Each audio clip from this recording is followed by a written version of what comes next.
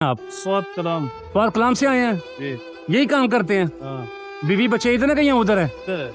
वहाँ पे तो सैलाब आया हुआ है ना बहुत ज्यादा। हाँ ना, रात बहुत खराब है, बहुत लोग मर गए होंगे। अस्सलाम वालेकुम, क्या हाल है? ठीक ठाक हो चाचू जी? फिर ठीक है। वीडियो बंदी भी कोई मसला तो नहीं? हाँ मैं वीडियो बंदी भी कोई मसला तो नहीं? नहीं नहीं, कोई मसला नहीं है यार, हम कोई लड़की तो नहीं है, जवान है यार।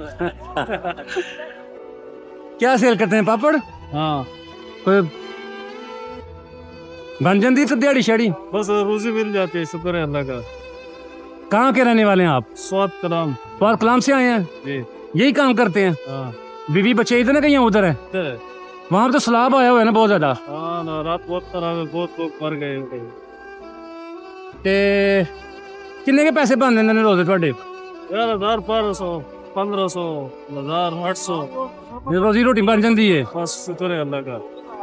पढ़ाई नहीं होती बच्चों की, लेकिन हाँ। ये काम मजदूरी का हो जाता है बस। ਹੁਣ ਤੁਹਾਡੀ ਅਸੀਂ ਕੀ ਮਦਦ ਕਰੀਏ, ਤੁਹਾਡੀ ਕੀ ਹੈਲਪ ਕਰੀਏ? मगर यार हम गरीब आदमी है, पैसों की जरूरत है बस, और कोई। ਕਿੰਨੇ ਪਾਪੜ ਰਹਿ ਗਏ? अरे अच्छे रह गए। ਕਿੰਨੇ ਦਾ ਇੱਕ ਪੈਕਟ ਹੈ? ਹੈ 50 रुपए। 50 ਰੁਪਏ ਦਾ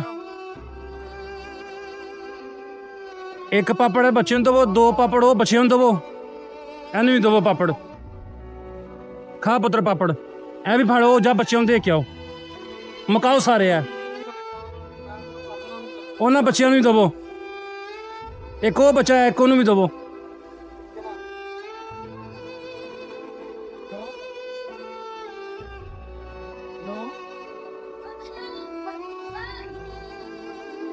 एक है बच्चे ने दो पापड़।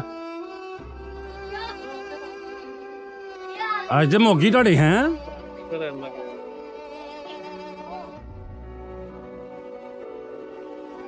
ए लो ਤੁਹਾਡੇ ਪਾਪੜਾਂ ਦੇ पैसे ने, ये आपके पापड़ों के पैसे हैं, ठीक है? ओके, बाकी ਤੁਹਾਡਾ टेलीफोन नंबर मेरे को आ गया, बड़ा ना राब्ता करांगा। जाओ घर है इतना रब रखा।